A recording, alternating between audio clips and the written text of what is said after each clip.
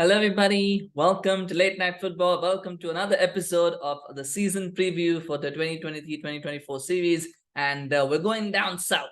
We're going away from the Premier League now because we're going to Barcelona. We're going to preview Barcelona, the league champions in Spain, the defending La Liga champions. And I mean, I gotta say right off the bat, it was looking very likely that I was going to predict them to be first. But after the events of what has happened today with Real Madrid, I think Barcelona are going to finish first by default. I just don't see how Madrid can challenge them. I just don't see how any other team can challenge them. It seems like they're going to win it easily. One of the key advantages that they already had over Real Madrid was the fact that they had a striker.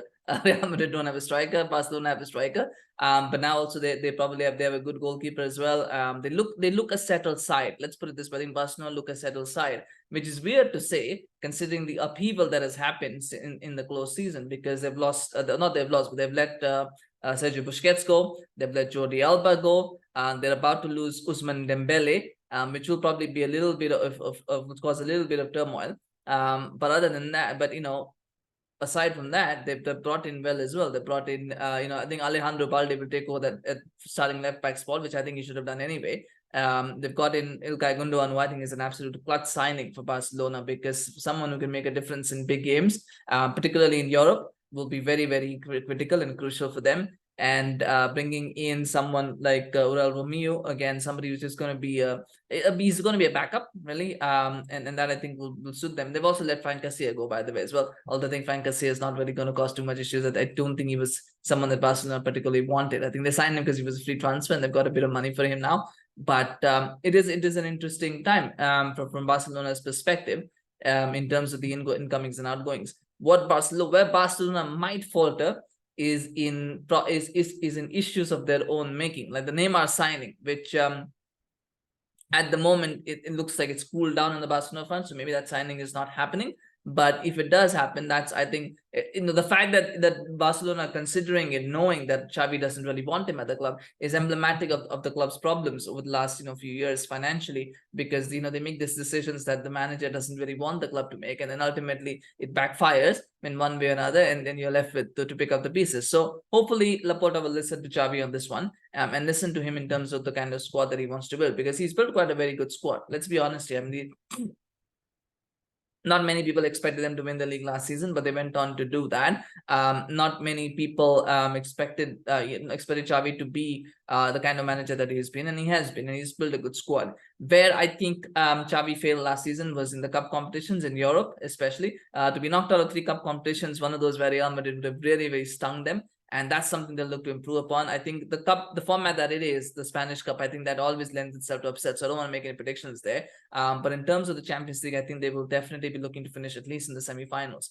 Now, last season, I had predicted that Barcelona would be the closest challengers to Manchester City in the Champions League, and I was totally wrong on that, because they got knocked out in the group stages, then lost to Manchester United in the Europa League. So I was totally wrong in that. So I don't want to make any predictions of where Barcelona will finish, but I do feel personally that I think Barcelona could be one of the top contenders. I think are one of the top contenders to Manchester City for the Champions League. I feel that way. I'm not going to predict where they finish, because they might end up losing in the group stages anyway. But I feel at the moment they look, just in terms of team dynamics, because I'm looking across all the leagues, I've not really seen too many challenges for Manchester City in the Champions League this season. And I think Barcelona, along with one other club who we will come to at some point, I think are probably going to be the two closest. The two are probably going to be 2 teams who could challenge Manchester City for the Champions League. Other than that, I don't see anybody else really getting close. And I think Barcelona will want to do well in the Champions League. It's been 2 years since they've been knocked out in the group stages, 2 successive years. They'll want to get in the knockout stages. They'll want to get deep into the competition. They have a side that can do it, and Gundogan's experience here and his ability will be so critical for this team to be able to get them through sticky spots. So they'll hope for that, and they'll hope to get to the semi-finals. I mean, is what they'll look for in the Champions League for sure. They'll look for that, but they'll get there is another matter. I think a lot will depend on the draw and things like that, but they'll want to get far in the Champions League, and that's going to be the key, whether they can do it or not. Also having Lewandowski's goal scoring experience will be critical, as will the fact that their defense looks very good. They have a very solid defense now in Araujo, Kounde, Christensen, Balde. Alonso has proved surprisingly capable as well, coming off, whenever he's played. So they've got a few good pieces, and Ter-Stegen, of course, has been a very good goalkeeper for them. So I think they've got a few pieces there. The elements are there. It's whether they can all come together on those big European nights that's going to make a difference for Barcelona. In terms of the player that I'm excited to see, obviously Gundogan is one that I think most people will pick to see how well he can do in the Spanish league. But I think for me, I'm really excited. I love watching the defense, and I want to see how well Alejandro Balde can do good this season, because he's a player who always excites me when I watch him, because he's got something about him. I don't know what it is, but he's got something about him. And I know people say picking a left back might be a little bit out there, but I'm a defensive and midfield guy first. I love watching those kind of.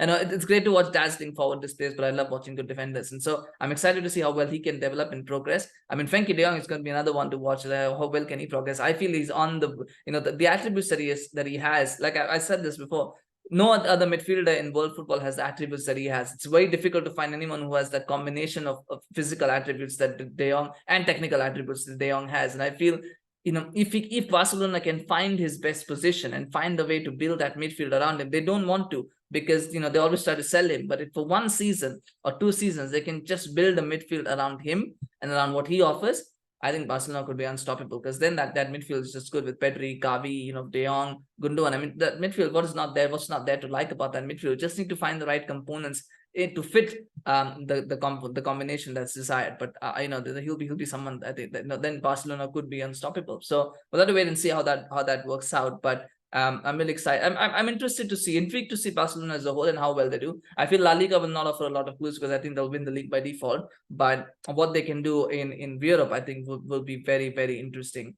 to see. But like I said, I mean, anything can happen. It's football. We never know. And like I said, the Neymar signing, I mean, will that disrupt Barcelona if they go ahead and make it? If they don't, can Ansu Fati step up? Can Ferran Torres step up to the plate to replace the Dembele-sized hole? Or will Barcelona go out and try and bring another winger in? I think those would be questions that still need to be answered. But I think those are issues where the Neymar issue is one that Barcelona will make for themselves. It's either they do it, either they do the right thing, or they don't. And you can't really blame anyone aside from Barcelona if they don't follow the right path when it comes to these sort of signings. With Fati and Torres, I think that it's time for them to make that decision. I think Xavi doesn't really rate Fati, and so that's a key point there to be made, that he doesn't really rate him. So what his future is going to look like is going to be, of course, one interesting debate. Torres, on the other hand, I think has been given quite a few chances. Has looked fairly good in preseason. So hopefully he'll want to take that momentum into the season and really do well. I mean, again, another player that Barcelona wanted to get rid of, but they couldn't. And so now he's got to go and prove them wrong. So we'll see what happens. Anyway, it's a very short one, because I feel like La Liga is not going to be that interesting this season. Like it's really a short one, because normally you think about when the Premier League and other leagues, you'll think about, right, who's going to win the league, how's it going to factor in. La Liga this season just seems like, because of where Madrid are, I think Barcelona just seems like a one-horse race this season, and it looks that way. Not could change, but it just looks that way. And so therefore, this video will feel short, because we're not really dissecting much of La Liga or tactics, because it's like, well, La Liga's already won by Barcelona even before a ball is kicked, just with what's happened today. But maybe I'm wrong, and hopefully I'm wrong, and hopefully La Liga will be an exciting action-packed season for us to watch. But it just, at the moment, it just feels a foregone conclusion. Anyway, share your thoughts, of course. Do smash like if you enjoyed this video, and let me know in the comments if you don't agree with my comments. If you agree with them as well, let me know. Always love to hear your thoughts, and share your opinion on which player you're excited to see playing this season for Barcelona. Which player are you looking forward to watching? Let me know in the comments. Always love to hear from you guys. Do subscribe to our channel on YouTube. We're getting close to 370 subscribers now, so please subscribe, help us out. And we're also getting very close to 3,200 subscribers on Facebook, so subscribe there as well. Always appreciate your support and in helping this channel grow. Thank you so much for watching. We'll see you again very, very soon. Bye bye.